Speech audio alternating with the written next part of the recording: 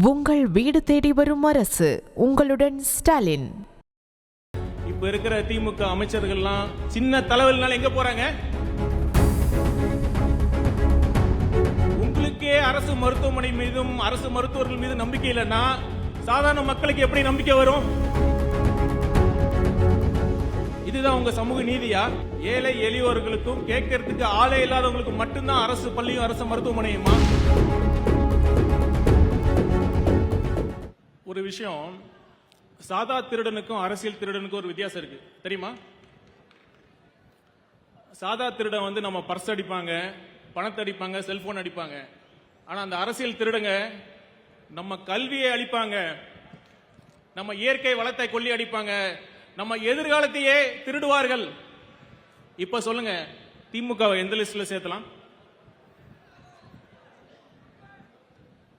Kamal sir ஒரு படத்துல சொல்லுவார்ல, கடவுள் பாதி மிருகம் பாதி கலந்து செய்த கலவை. அது மாதிரி இந்த திமுக காரங்க சாதா திருடர்கள், அரசியல் திருடர்கள் கலந்து செய்த நவீன விஞ்ஞான திருடர்கள். அரசியல்னாலே சாக்கடை, அரசியல்னாலே ஊழல், அரசியல்னாலே கொள்ளை.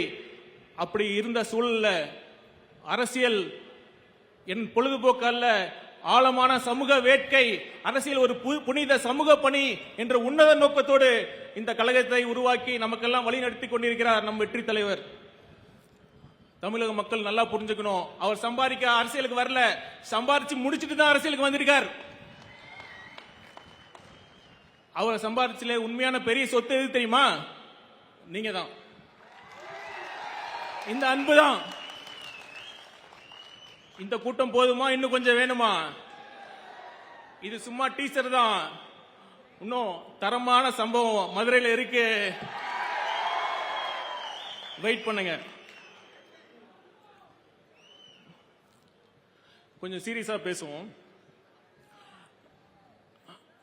நான் மீண்டும் மீண்டும் ஒரு உண்மையை பதிவு செய்ய கடமைப்பட்டிருக்கிறேன்.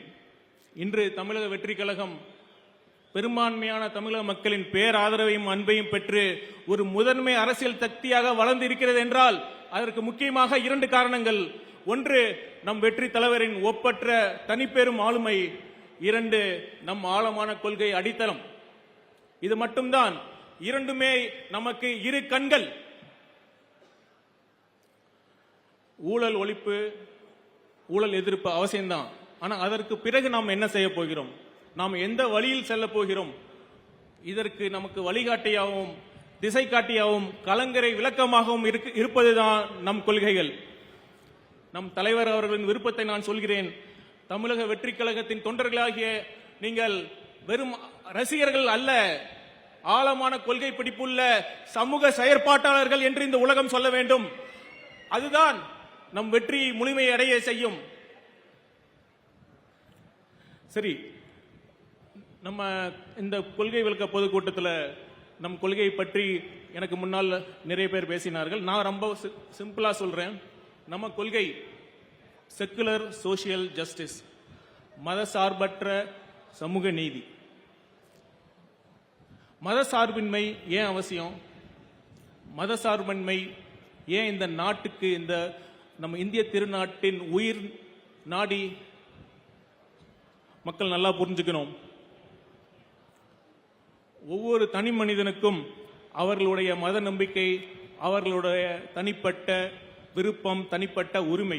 நமது இந்திய அரசியலமைப்பு சாசனம் இதை நமது ஃபண்டமெண்டல் ரைட்ஸ், அதாவது நம்ம அடிப்படை உரிமையாக நமக்கு வழங்கி இருக்கிறது.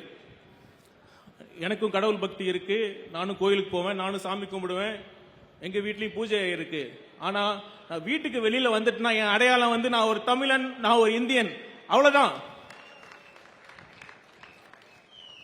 இந்த மக்களை பிரிக்கும் இந்த பிளவுவாத மதவாத சக்திகள் நல்லா புரிஞ்சுக்கணும். அது சிறுபான்மையினருக்கு மட்டும் அச்சுறுத்தல் கிடையாது, ஒட்டுமொத்த இந்தியாவுக்குமே பெரிய அச்சுறுத்தல். இதுக்கு எடுத்துக்காட்டு நம்ம வெளியில எங்கேயும் போக தேவையில்லை.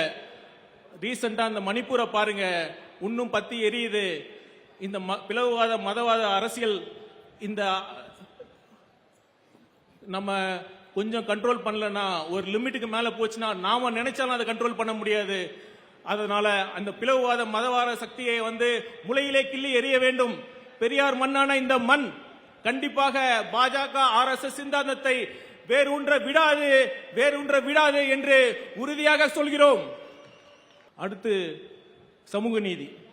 சமூக நீதினா சிம்பிளா என்ன? எல்லோருக்கும் சம உரிமை, சம வாய்ப்பு. இப்ப இந்த திராவிட மாடல் அரசு சமூக நீதி அரசுன்னு சொல்றாங்க. இங்க உண்மையிலே சமூக நீதி இருக்கா? சமூக நீதியின் முக்கிய அம்சம் சம வாய்ப்பு. நீங்க சொல்லுங்க, இங்க எல்லாருக்கும் சம வாய்ப்பு இருக்கா? ஒரு அரசு பள்ளியிலும் தனியார் கார்ப்பரேட் பள்ளியிலும் கல்வியின் தரம் ஒரே மாதிரி தான் இருக்கா? ஒரு அரசு மருத்துவமனையிலும் தனியார் கார்ப்பரேட் மருத்துவமனையிலும் மருத்துவத்தின் தரம் ஒரே மாதிரி தான் இருக்கா?